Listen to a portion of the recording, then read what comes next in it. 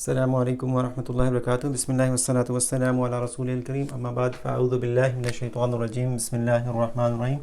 رضاقا سے بننے والے الفاظ کے اندر ہم دیکھتے ہیں کہ اور کون سے، پہلے ہم نے اس کا فعل ماضی دیکھا ہے، اس کے بعد ہم نے فعل مضارع دیکھا، اب ہم دیکھتے ہیں کہ اس میں سے اسم کون کون سے بن سکتے ہیں۔ تین طرح کے اسم ہیں اس کے اندر جو قرآن پاک میں زیادہ استعمال ہوئے ہیں۔ اس میں ایک ہے راضیکن، اس کا مطلب ہے عطا کرنے والا۔ اس کے بعد اس کا ہے رزاکن، رزاکن، رزاکن، اور رزقن، تو رزقن، رزقن سمجھنے، اور اس کے بعد اس کا جو اس کو رزقن لکھنا،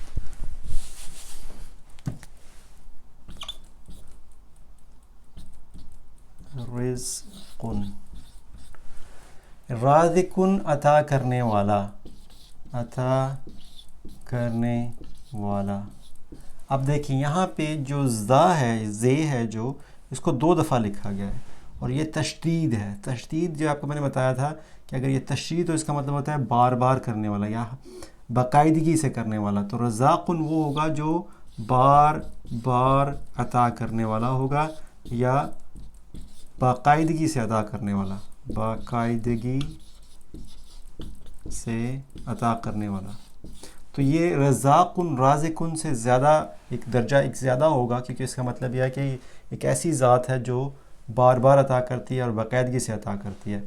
اور رزق کا مطلب ہوگا یہ ایک، یعنی رزق کا مطلب رزق ہے، جو چیز عطا کی گئی ہو اس کو ہم رزق کہیں گے۔ کوئی چیز بھی ہو سکتی ہے، یہ دولت ہو سکتی ہے، کوئی نعمت ہو سکتی ہے اللہ تعالیٰ کی طرف سے، یہ اولاد بھی ہو سکتی ہے، یہ آپ کا وقت ہو سکتا ہے، یہ علم ہو سکتا ہے۔ تو اللہ تعالیٰ کی جو بھی نعمتیں ہیں جو اللہ تعالیٰ نے ہمیں عطا کی ہیں وہ ساری رزق کے اندر آ جائیں گی۔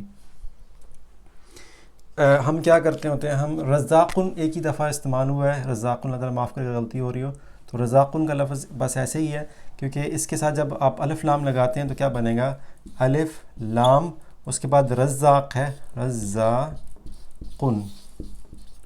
تو جب الرزاقن کہیں گے تو کیونکہ یہ رے ہے، حروف شمسی ہے، اس وجہ سے الف لام نہیں پڑھا جائے گا بلکہ را کے اوپر شد آ جائے، را دو دفعہ پڑھا جائے گا، الرزاقن بن جائے گا، الرزاقن۔ تو الرزاق جو ہے اللہ تعالیٰ کی ہی ذات ہے، کسی اور کے لیے لفظ استعمال نہیں ہو سکتا۔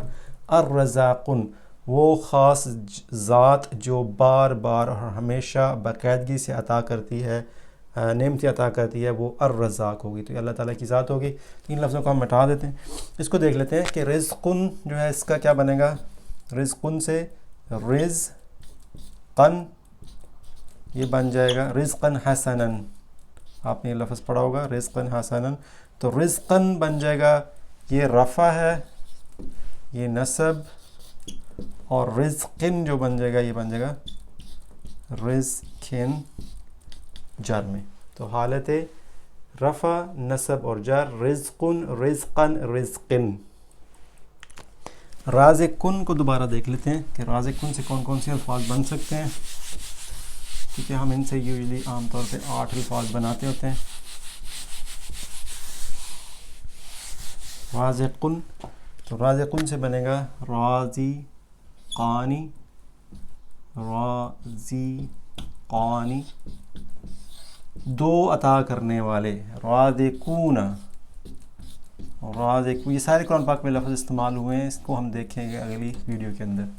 تو رازقن وہ عطا کرنے والا، وہ ایک عطا کرنے والا، رازقانی وہ دو عطا کرنے والے، رازقون وہ سب عطا کرنے والے، یہ سارے اسم ہیں۔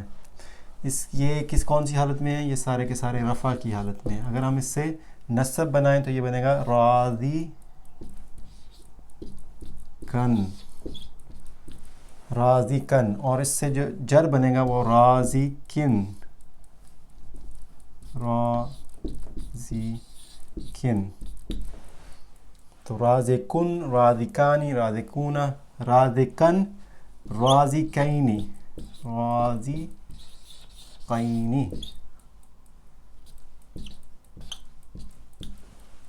اور رازقون کیا بنے گا، رازقین، رازقین۔